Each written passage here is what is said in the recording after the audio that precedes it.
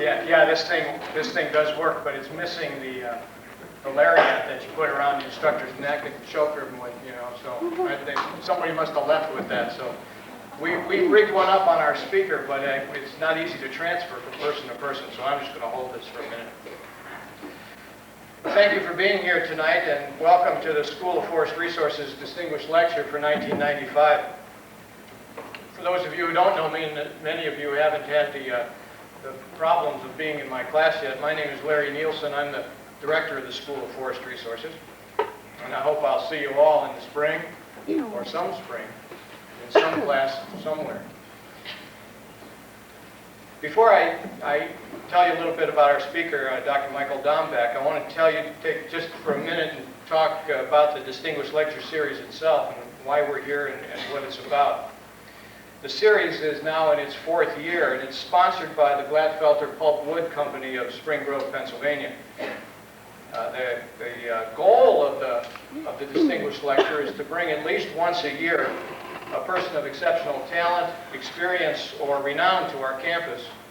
In this particular case tonight, we have a person who fits all 3 of those characteristics. To bring a person to share with us her or his perspectives about natural resources, perspectives that are both far-reaching and practical, things that have vision and broad applicability, but also that are things that we can apply and try to use as we go about our careers. It's important to say that this is not just a lecture. It is a whole series of programs that our visitors are involved in. One aspect is the lecture tonight, and appreciate you all being here for that. In addition, the text of this material will be published in a separate publication like this that we send about 500 copies around the nation so other people can experience this, and we print on the back that we are Penn State, so they get that message as well. In addition, Dr. Dombeck will be in Rob Brooks's senior class in wildlife management tomorrow morning from 9 to 9:55. So those of you who are a part of that class will have a chance to ask questions and interact with Dr. Dombeck then. And in addition, we have scheduled a 1-hour radio roundtable involving 3 reporters from local newspapers, and this will air on WPSU in a few weeks. The program, which will be called Living Well on the Land, will be on the WPSU Public Radio on November 21st at 8 p.m. So if you find this interesting and you want to hear more about it, you can hear Dr. Dombeck interacting with a series of reporters discussing both national and local issues. Now, let me tell you a little bit about our guest, Dr. Michael Dombeck. I'm really delighted to have Mike here as our guest, partially because we've been friends and colleagues for a long time, and it's a whole lot nicer to have him come here than for me to have to go to Washington all the time to see you, Mike. Thanks for coming in this direction this time. Dr. Dombeck, however, is also one of our nation's most effective and visionary natural resource leaders. He serves currently as the acting director of the Bureau of Land Management, and his confirmation hearings in the Senate will occur sometime relatively soon as they get some grazing legislation passed and out of the way so they can deal objectively with his appointment. As director of the BLM, he's our nation's largest public landlord. The Bureau of Land Management holds more land in title and manages more public land than any federal or state agency. They manage approximately 270 million acres of land, mostly in the western third of the country. I did a little calculation. The amount of land that BLM handles and that Dr. Dombeck oversees is equal to about 9 Pennsylvanias in total. So you stack them up, and that's how much we're dealing with right now.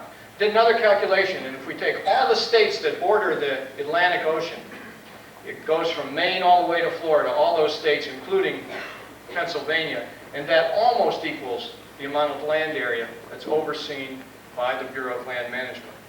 That land includes 50 million acres of forests, more than 23 million acres of wetlands, 169,000 miles of fishable streams, 4 million acres of lakes and reservoirs. a highly diverse and highly important land area in the United States. Dr. Dombeck comes to his position as director of BLM from a fairly unique background. He's a fisheries biologist by training, grew up in Wisconsin, where the outdoor blood bit him real good, and it has held on to today. So much so that his first professional position was as a fishing guide. I don't know how many of you are professional guides or have been professional guides, but it's a tough life to try to deal with. He succeeded in that, but decided he needed a bigger challenge, so he went to Washington, D.C. Yeah, before that, he worked for the U.S. Forest Service in Michigan, Wisconsin, and California. Then went to D.C. about 8 or 9 years ago, where he's worked in various capacities for the Forest Service, for the Bureau of Land Management, and then at the end of the last administration and the beginning of this administration, he served as Acting and Deputy Assistant Secretary of Interior, working most recently under Secretary Babbitt. Now, I said being a fisheries biologist was a unique or a strange background. It really isn't so strange. I mean, I'm one, so it's we're not all that strange, just occasionally. But to be a fisheries biologist and to be in charge of a federal agency that's known for dealing with cattle grazing, for mining, and for timber production is somewhat unusual. For someone like Dr. Dombeck with his background, to be in his position really speaks volumes for his capabilities, for his vision, and to a certain amount of questionable judgment in terms of taking such a position. BLM today is probably the most, I say the most, it's probably the second most controversial natural resource agency in the United States today, embroiled in a whole range of issues that affect the nation. Private property rights, state versus federal land ownership rights, rights of ranchers, rights of miners, rights of recreationalists, rights of water owners. Basically, everybody in the country feels that they have a hold on BLM land, and they're very vocal about it. Dr. Dombeck is the person that they're vocal at. He comes to us tonight to discuss a topic that also tends to inflame people these days by the title of ecosystem management. Ecosystem management is a word that's really taken the natural resource disciplines by storm, but when it gets outside of the academics or the scholarly discussions, it tends to get people all riled up. It's one of those fighting words like biodiversity, or conservation biology, or I love Ohio State. It's one of those things that really get to people. I'm sure, though, that you'll find that Dr. Dombeck's presentation and his perspective on ecosystem management tonight will be one that is eminently reasonable and eminently practical. Either that, or by the end of the evening, you'll be as inflamed as a whole bunch of other people that have heard the message. Please help me welcome Dr. Michael Dombeck.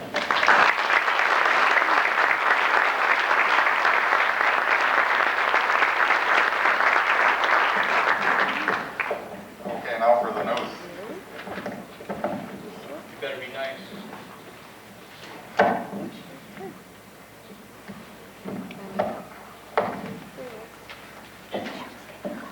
Got it. A fisheries biologist in Washington, D.C. I wonder how many of you know that the U.S. record carp came out of the tidal basin. And that's no joke. 1983, it was 57 pounds. And I haven't caught one bigger than that yet, but Larry, it's not quite like fishing muskies or walleyes or brook trout in northern Wisconsin or Lake Superior, but it's some recreation. I've got a couple of corrections too on that introduction, Larry, for you. I'm not the largest landlord. Jack Thomas, the chief of the Forest Service, outweighs me by at least 30 pounds. And in fact, the National Forest System is 191 million acres of lands that belong to all of the Americans in the country. This is sort of as Larry said, sort of an interesting job where you have this kind of noose around your neck all the time. And it's kind of fun though, and you talked about choices and aspiring to things. I've got to tell you, what do you say when Bruce Babbitt calls you to his office and said, say, I'd like you to go down and run BLM for a while. What do you think? It took about a week for my pulse rate to go down and my palms to sweating, and I kind of figure it's a career ender if I'd have said yes, which is yet to come, and it's a career ender if I say no. So at any rate, it's been a real interesting time from the standpoint of that, that Chinese curse may live in interesting times, and I think we probably have more legislative challenges and items to deal with on our platter than we've had in years, 20, 30, 40, 50 years or more. And ecosystem management is one of those things, and that's what I want to talk about today. But as Larry said, the word tends to inflame people. People are worried about what it is. And what it is that people are worried about things that they don't understand, that they're afraid of. They're worried about change, and there's change all across the landscape. And there's skepticism and confusion.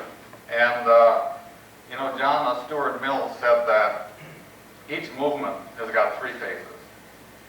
The ridicule, the discussion, and finally the adaptation of a phase of any sort of social, philosophical movement. And I hope, this gathering tonight is an indication that we're in the discussion phase of this issue. And I think whenever people get together in forums like this and just talk about things, that's how we make progress. And as Larry said, this is not going to be an academic talk by any means, and it won't take you long to figure that out. And you'll also find out that I don't give speeches.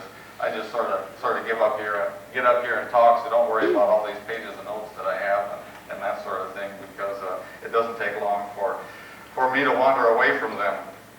But the message that I want to leave with you tonight is not about ecosystem management. It's about communications and talking to people.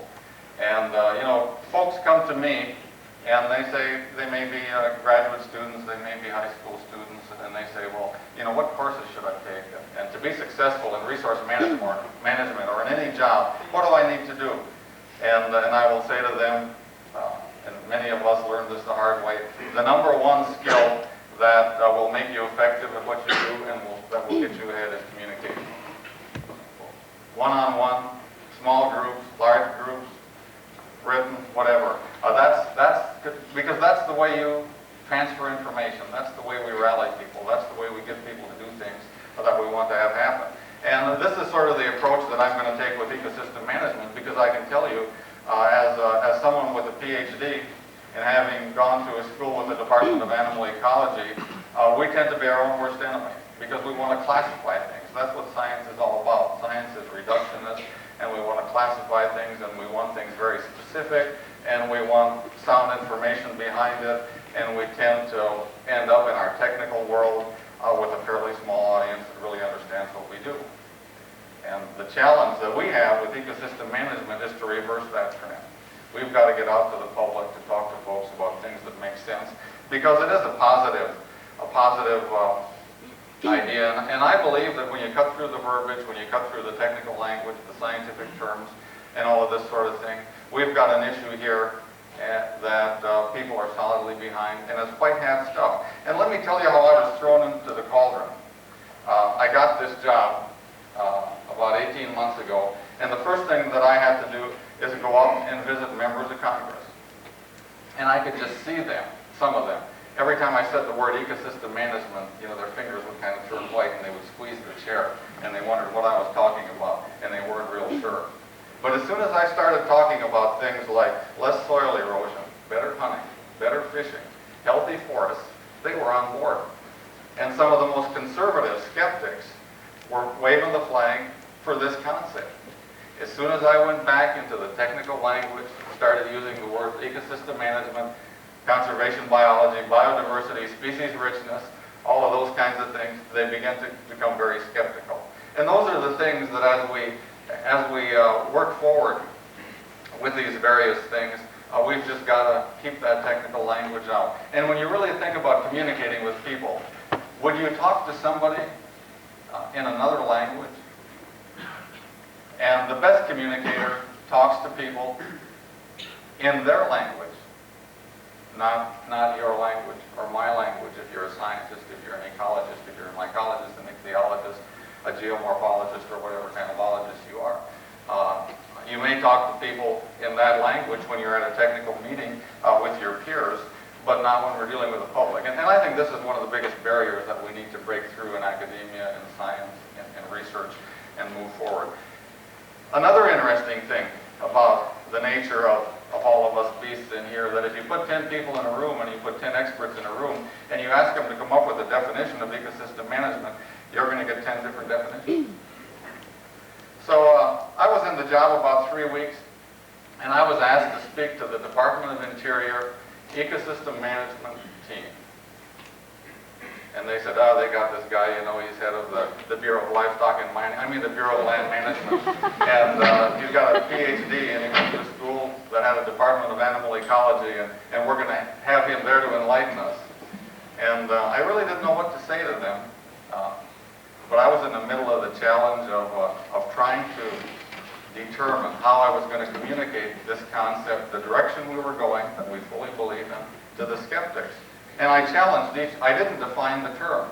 I challenged each one of those people in that room. And I mean, the room was full of PhDs from the National Biological Service, from the Smithsonian, from the Forest Service, from a variety of institutions.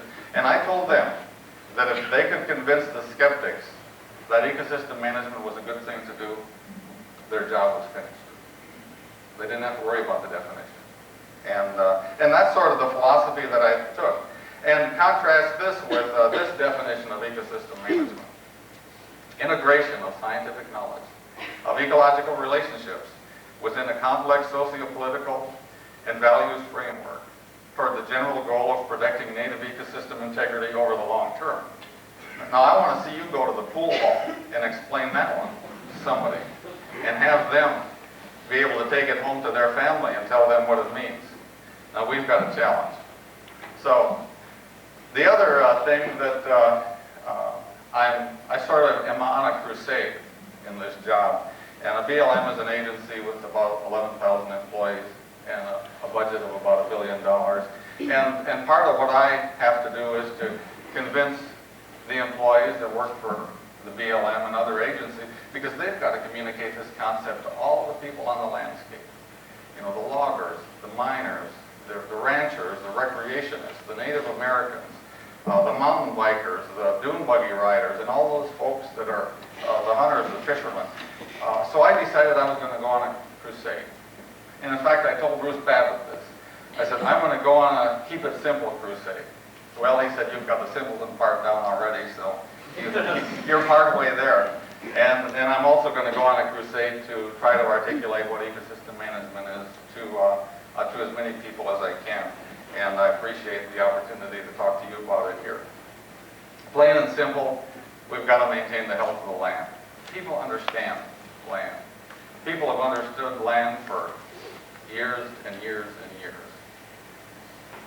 One of the reasons the British were so interested in the New World was because we have white pine, huge white pine trees in Maine, in New England, in Pennsylvania, and they needed masts, and they didn't have to fight. They didn't have any left in England, and they didn't have to fight the opposition to get to the Scandinavian countries for this. They were interested in the products of the land, and people are no different today. And this 270 million acres of land that Larry mentioned that belongs to all of you, and along with 250 million people in the United States, is what's left of the public domain that was initially 1.8 billion acres. And over time, we were in a land disposal era, homesteading, railroad grant lands, developed the lands for whatever purposes. In the early 1800s, if you would have been a general in the War of 1812, instead of getting a pension check after 20 or 30 years of service, you would have gotten 1,200 acres of land deeded to you, and that was your pension. If you would have been a private in the War of 1812, you'd have gotten 160 acres of land to go out and farm or cut trees on or mine or whatever it is you could do. And that's the value of the land. And people understand land, and people understand the products of the land, the agriculture, the forestry products, and all those types of things. And I think it's really, really important that as we maintain this dialogue, that we always talk about the land and relate things to the lowest common denominator. And people agree on that. And I see that as a starting point for ecosystem management. And there's one other thing that people worry about ecosystem management. In fact, Leopold defined this way back in the 40s, or maybe even before that. And a quote from Leopold is that recognizes humans as members of a biotic team. We also need to recognize that ecosystem management involves coordinated resource planning at a local level. People don't want edicts from on high, from Washington, D.C., from Harrisburg, any place. They want to work at the local level. People make things happen, and we need to form partnerships. Communications, I will say that word 100 times tonight, if not more, and the importance of it. And also, we need to stress the importance of, even though we have to simplify the concept to the greatest extent that we can, we've got to use the best scientific information to underpin our decisions. The technical information, the importance of research, and all those kinds of things. All agencies in the resource management business have taken a run at defining ecosystem management, what it is. And what I'm going to give you now is 9 principles that are the core of ecosystem management. And I'm going to give you a more technical iteration of those, and then I'm going to give you, my simpleton variation of that. And number 1, we need to sustain the productivity and diversity of ecological systems, or maintain the health of the land. We need to use the best information, gather data, and use this information as a cornerstone in resource allocations and other land management decisions. Or put simply, we need to know the condition of the land. We need to involve the public in the planning process and coordinate with all the agencies involved, with landowners. To state that simply, I just say communicate with and educate people. We need to determine the desired future condition for an ecosystem. It needs to be based on historic, ecologic, economic, and social considerations. Or we need to have common goals. We need to minimize and repair impacts on the land, or fix what's wrong. We need to adopt an interdisciplinary approach to land management, or invite all people to the table that are interested. We've got to base planning and management on long-term horizons and goals. Stated simply, just think ahead. We do it in most other things we do. We need to reconnect isolated parts of the landscape. My variation of that is look at the big picture. And we've got to practice adaptive management. Remain humble, be flexible, and use new information. Fairly simple. That's not complicated. Those are not complicated concepts at all. We know as a society, and we learn this time and time again, that you can take individual parts of an ecosystem and protect them. Everything is hooked together. And Amir said this best in 1911 when he said that whenever we try to pick out anything by itself, we find it hitched to everything else in the universe. I want to read you another Aldo Leopold quote, and it's one that I know you're all familiar with. If you're not, you should be, because I think this is really at the heart of land management, of resource management. And if you've read the Sam County Almanac, which if you haven't, read it, is this, and it's one of my favorites, and I read it every chance I get. And the practice of conservation must spring from a conviction of what is ethically and aesthetically right, as well as what is economically expedient. A thing is right only when it tends to preserve the integrity, stability, and beauty of the community. And the community includes the soil, water, flora and fauna, as well as people. And again, we have one of the fears in ecosystem management that the human is left out of the picture, is put into the system way back in the 40s by Leopold, because humans shape ecosystems and are shaped by ecosystems. And we need to continually reconnect the people and the activities to the land. And those of you that are in the ethics of natural resource management and philosophy know the name of Baird Callicott from the University of Wisconsin-Stevens Point. And he said that humans are very much a part of nature in his philosophical this underpinning of people, of land, that we need to continue to stress and talk about all the time. I want to mention another basic concept, and that's the concept of setting limits. And people are afraid of the word setting limits. It's like it's unethical or un-American if we talk about that. But yet, you know, ecosystem management and land management, and you can go ask a farmer or a rancher, and they'll tell you about limits. They'll tell you how many bushel per acre they can raise, or how many pounds per acre they can raise. You can go to a fisheries biologist, and he'll tell you that. She can tell you the biomass of a particular body of water based upon the productivity, the alkalinity, the chemistry, various things like that. Limits are not a new thing. And the thing that we need to stress is working within the limits of the land. And that's what the harmony is all about, that Leopold talks about. And trade-offs, we're going to have to make trade-offs. Resource managers will always have to make trade-offs, but that shouldn't be the rule. It should be the exception when trade-offs are made that may in some way impair the health of the land. I want to get back to the concept of education and communication just a little bit because I feel that's our weakest link, and just go through an evolution of the thought process involved in ecosystem management, because you know I don't think it's a new concept. The word may be fairly new, but if you think back to the set-aside of the forest preserves, which later became the National Forest System, back in the 1890s, they were set aside for two purposes: production, sustainable production of wood and water. And we were already back then thinking in terms of watersheds, although the science wasn't there to articulate it to the extent that it's articulated today.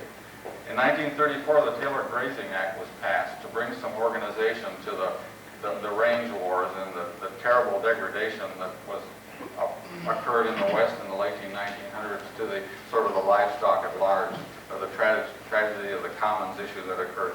And that was about bringing people together and dealing with the limits of the land and some sort of organization on the ground. And then you can go up to the 50s, the 60s, the Multiple Use Sustained Yield Act, the National Environmental Policy Act, which interjected an interdisciplinary approach to what we do. For example, in the Forest Service, you needed more than just a forester to manage land. You needed hydrologists, fisheries biologists.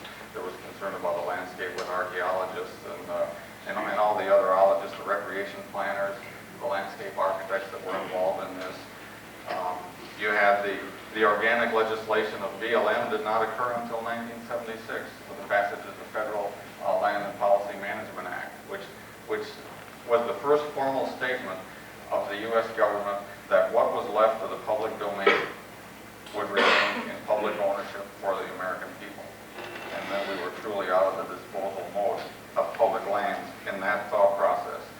You had the National Forest Management Act that brought more semblance to this, that required public meetings, scoping meetings, and involvement of public, the setting of long-term objectives. And all of these things that are basic concepts of ecosystem management were evolving over time. So what we had that we started hearing more and more about in this decade, I believe was actually occurring for a long time. Things like best management practices in forestry and in other activities are really emanated from concepts that we now call ecosystem management. So this is not new stuff.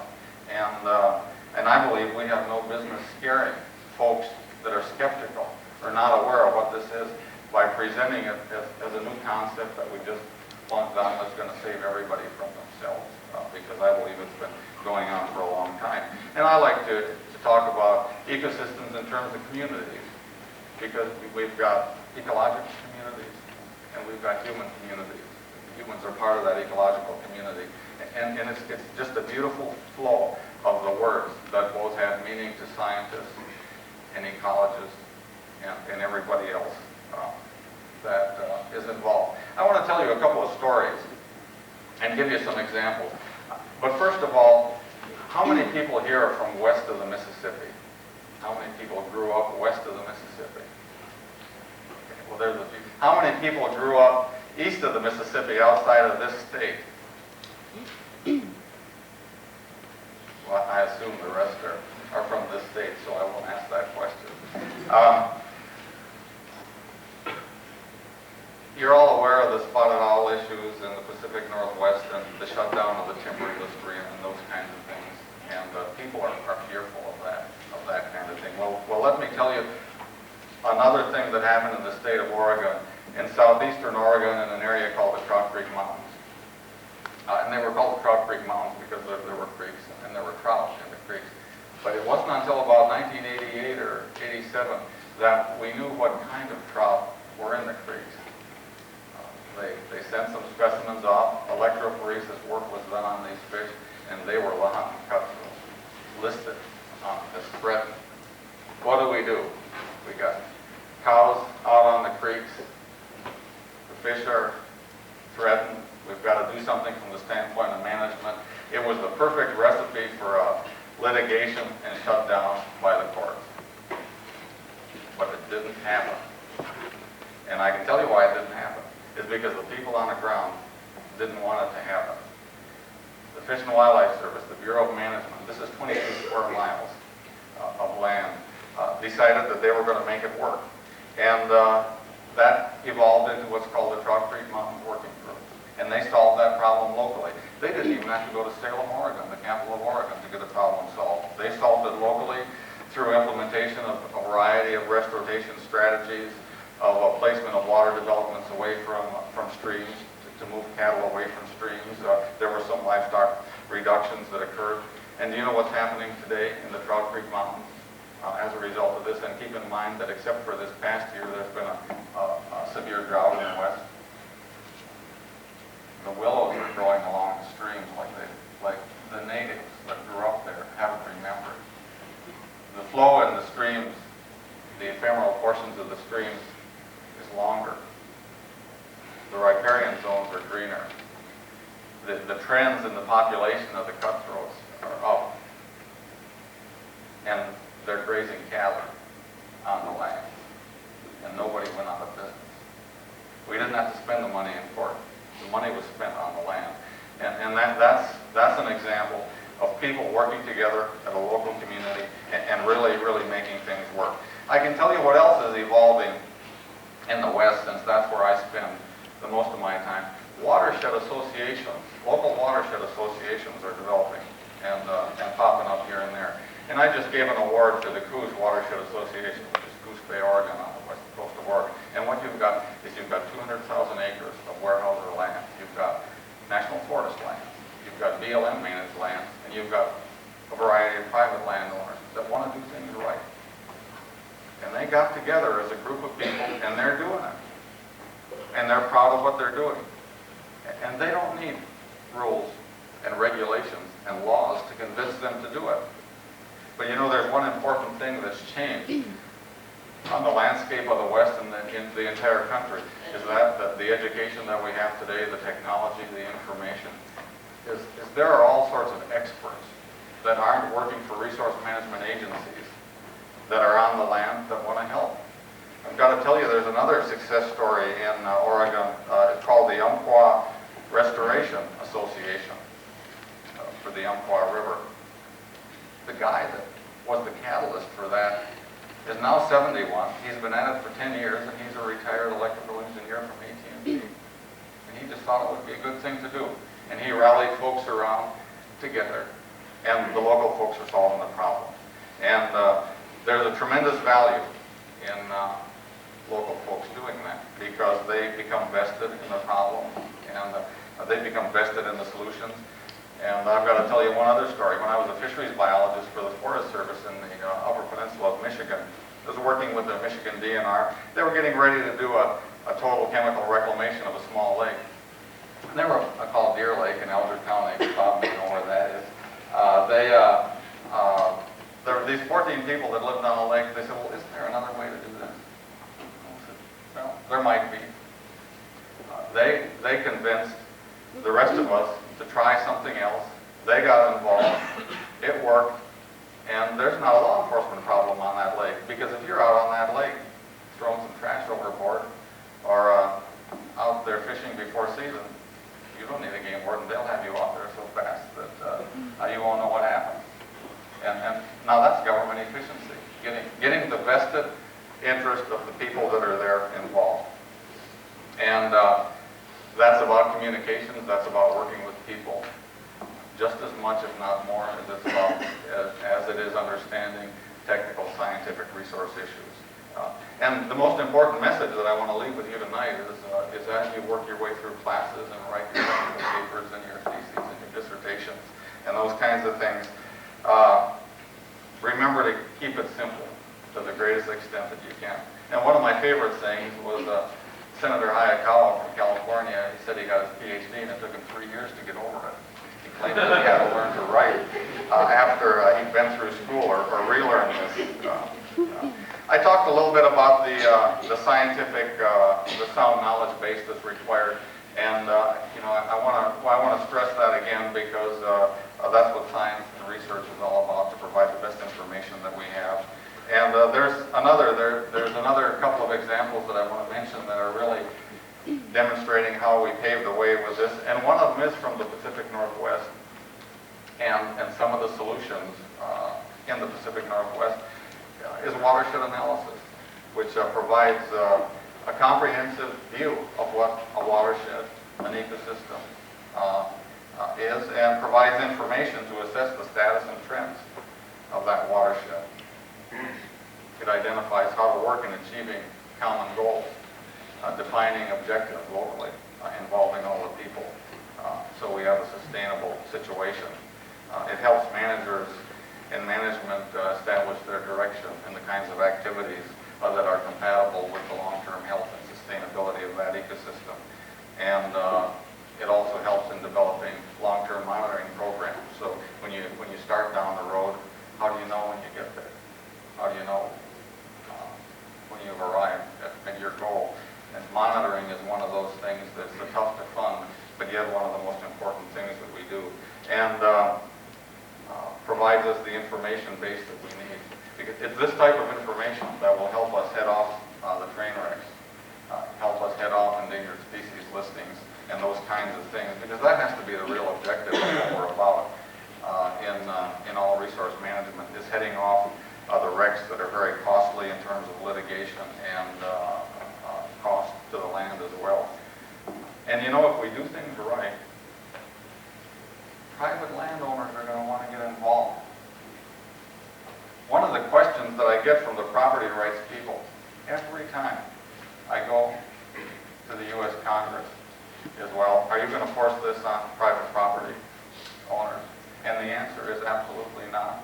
We have no authority. But it's funny. If you do things right and people understand what you're doing, suddenly they want to be part of it.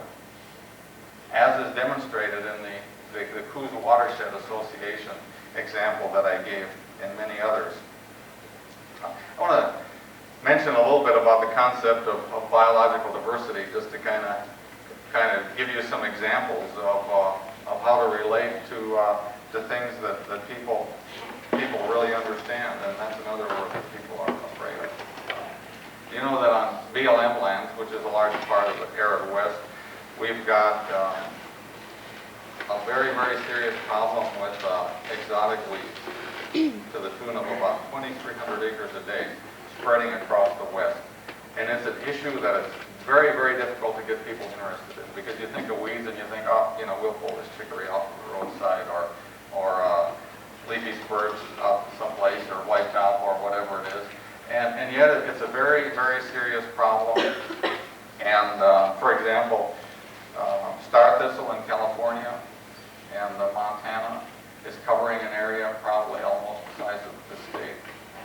And I don't know, you try to crawl through star thistle, you know what that's like. It's livestock can't eat it, deer can't eat it, elk can't eat it. It's just there. It outcompetes other plants. You've got a tremendous soil erosion problem, a stream turbidity problem, and all sorts of problems associated with this kind of thing. Limiting, as I said, wildlife habitat, grazing opportunities for livestock, recreation opportunities, and this is about ecosystem management. And people on the ground care about weeds if you're in the agriculture business. Let me give you another example. Tillman and Downing did a study in 1994. In fact, it was published both, I know it was in Science News, and I think it may have been in Science as well, where they measured the drought resistance of grasslands containing different levels of plant species richness. And what they found was that the areas of greater productivity in drought situations were areas of greatest plant diversity. And people on the land understand those kinds of things.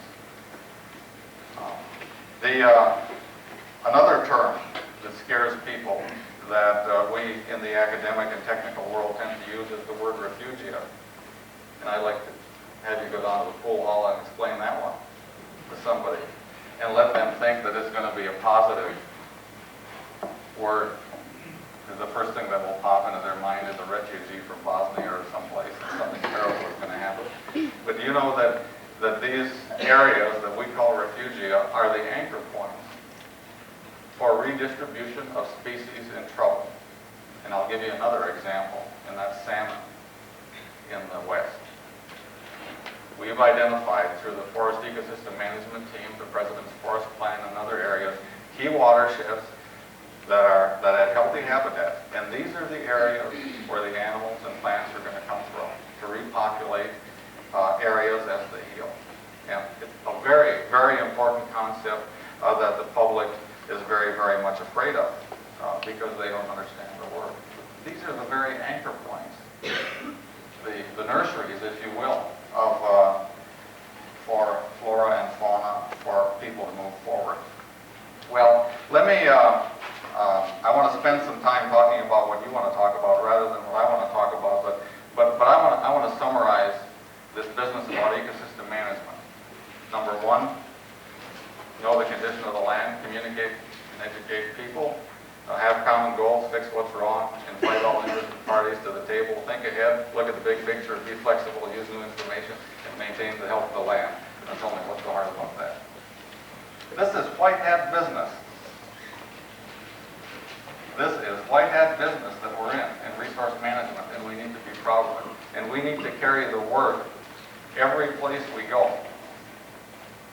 Because you can come up with all of the high-tech stuff, everything else that we derive, all the benefits that we derive in this society, and yet, you know, the bottom line is the land and the benefits that we derive from the land.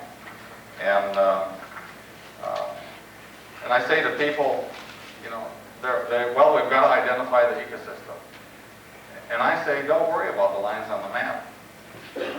The people and your utility to work in that geographic area, it'll determine itself based upon how good a job you and I and everybody else does in explaining it and working with people in a way they understand and will support it.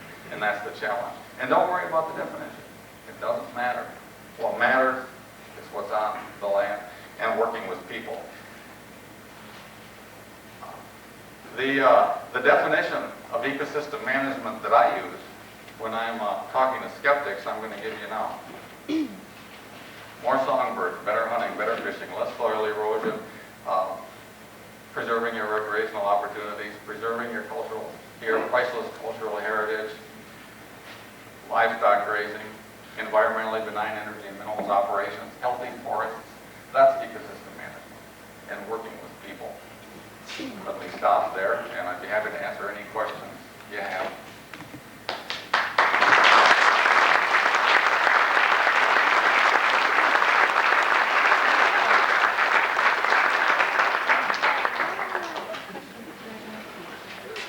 Well, we do have some time. We got lots of time. We don't have to be anywhere until 9 o'clock tomorrow morning. So we can, and Mike is willing to take questions.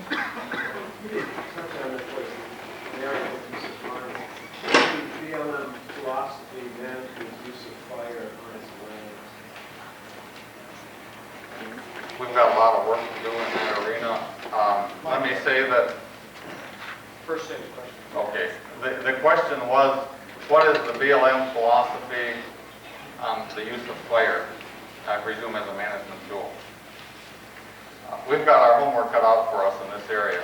And again, it's an education problem because Smokey Bear has done his job way, way too well. And the perception is that all fire is bad. Any place there's a smoke, you know, the siren goes off, the red lights come on, and you rush over there and you put it out. And let me tell you, in the state of Alaska, we spend hundreds of thousands of dollars putting out fires that I believe should not be put out. Because we've got a natural fire cycle that has been evolved over the eons. The chaparral in Southern California is programmed to burn, every 15 to 20 years. And if it doesn't burn in 70 or 80 years, which is what the result of some of our management practices has been, you've got a disaster on your hands, because what you have is you've got the fuel build up to the point that it becomes explosive, it becomes uncontrollable, and it's a natural disaster that the entire Department of Defense couldn't deal with, no different from an earthquake or a hurricane. And Yellowstone in '88 was another example of that. We had a very tough year last year in the wildland firefighting business. And what we do is we need to readjust the amount of money we spend on fire and where. Right now, all of the money is spent putting the fires out. Part of the money out, and let me tell you, that's not a small piece of change. That's in the neighborhood of between $250 and $500 million. Part of that money needs to go to management to create the mosaic of ecotypes, sterile stages that are naturally out there to deal with things like controlling noxious weeds, the invasion of sage. And in the case of BLM, one of the things that happens to watersheds in the arid part of the U.S. Is the water tables drop when they're overgrazed by livestock, wildlife, or whatever. The stream banks break down and the water tables drop, sometimes as much as 5, 10, 20, or 30 feet. The lush green grass along that riparian area changes to sage or salt cedar, or a species that is of non-forage value for wildlife. And we know how to bring that back, and one of the ways to bring that back is through fire and appropriate riparian management practices over time. And there's all sorts of uses of fire, but the situation and the dilemma that we're in resource management today in this country is it's an education problem we have, because fire is dangerous. People are afraid of fire. People get killed in fires, and but yet it's something that Bruce Babbitt is very interested in. We've spent, in fact, of all the topics that I have visited, one-on-one with the secretary on, we spent more time talking about fire and reintroducing fire into the ecosystem than any other topic we've talked about. Yeah, Bob.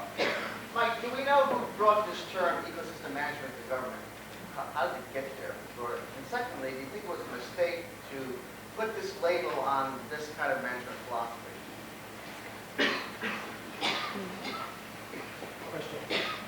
The question was, do we know how the term ecosystem management arrived in Washington and was injected in the government? And number two, was it a mistake? I don't know when the term arrived in Washington. Certainly at the beginning of this administration, and in the Department of Interior, with a focus on science and those kinds of things. These kinds of words tend to be used more. Was it a mistake? I think it was a mistake to bring it there without a clear understanding or a clear ability to be able to define it. Because I can tell you, I don't know how many congressional hearings I've been at where about the third question I get is, what is your definition of ecosystem management? And I will give a definition if I give a definition. Well, they'll say, well, that's different than the definition the chief of the Forest Service gave last week, or the director of the Fish and Wildlife Service the week before. What is it? Do you all really know what you're doing? And then how can you do something you don't understand or can't explain? And therein lies the dilemma. And we've suddenly, we've elevated it to a too technical level too quickly. And yet the the basic concepts that, as I outline them are, you can go to the most conservative, property rights oriented person in the world, and you will have the same goals. I'm not sure if you're familiar with the area in Nevada known as the Carlin Trend. What is the BLM's long-term goals for that area to reclaim and define? The question was about the Carlin Trend in the state of Nevada, and what is BLM's long-term goals to reclaim it when we're done.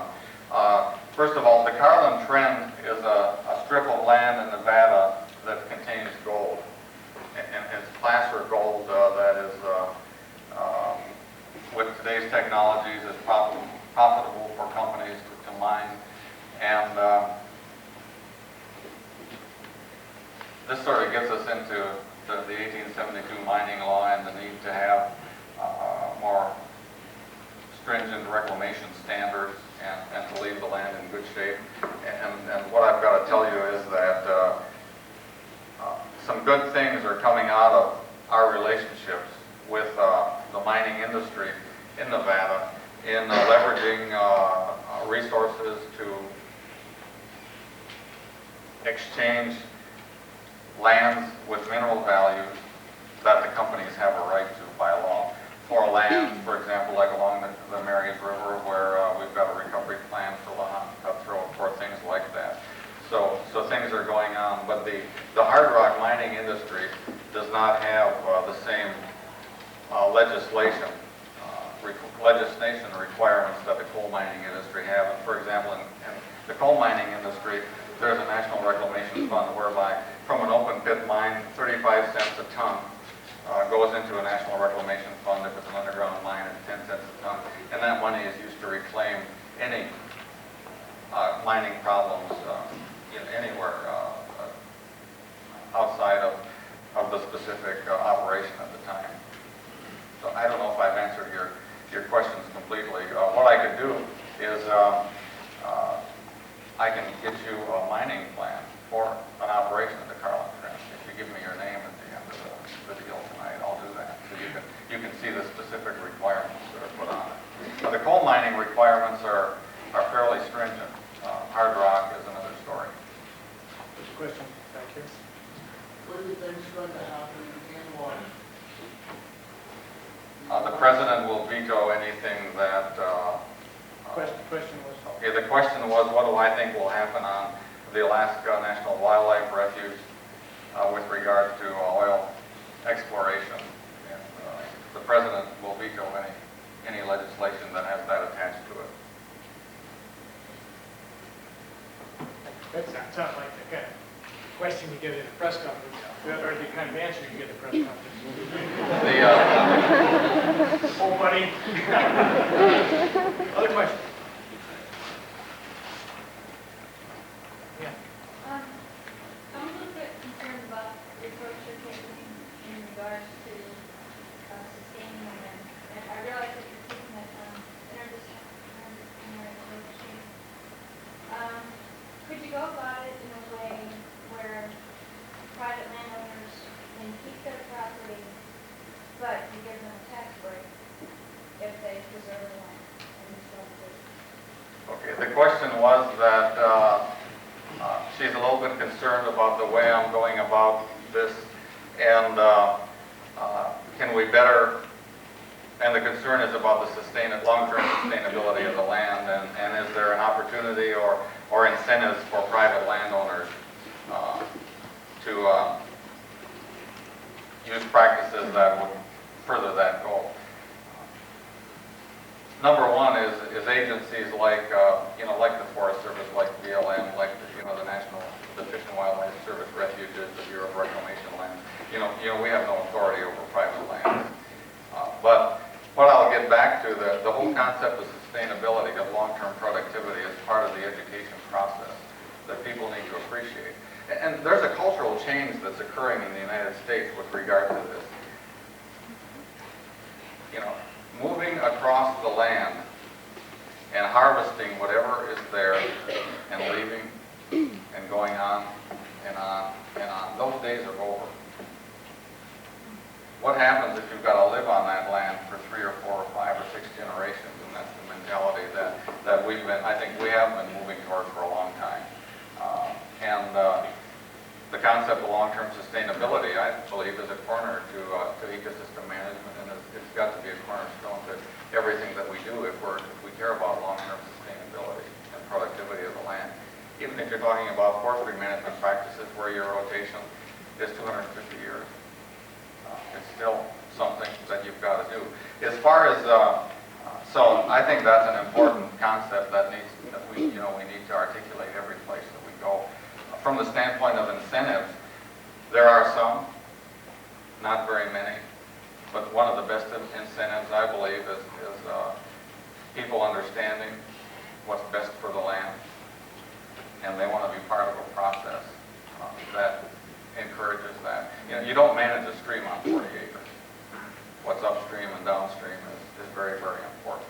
And landowners learn that. We need to help them understand that. I would just be disappointed to see if all the land is ordinarily owned and owned in different bureaus and corporations. Why can't this trend, be, as you were saying, contributed by the landowners, to give them some incentive so that all the land isn't owned by? The comment is that, there's still concern that the private landowners, correct me if I, paraphrase this different than you asked it or mentioned it, is, we still maybe need to give them some sort of incentive to be part of that. And there, I think indirectly there has been some kinds of things aimed at things like the Conservation Reserve Program and a variety of things, but they probably haven't touched at the core of where we need to go. But yet there'll never be enough money to buy people off. And that's why I think education is the key. And, moving that decision-making process to the local level and embracing people and sitting around at the table and talking about it is the way to get people on board. I know there's a couple more questions, but I think we need to provide incentives for Dr. Dombeck to come back again by allowing him to go have some dinner and me with him. And I think we'll close the general session here. I want to thank you all for coming tonight, and let's thank Dr. Dombeck.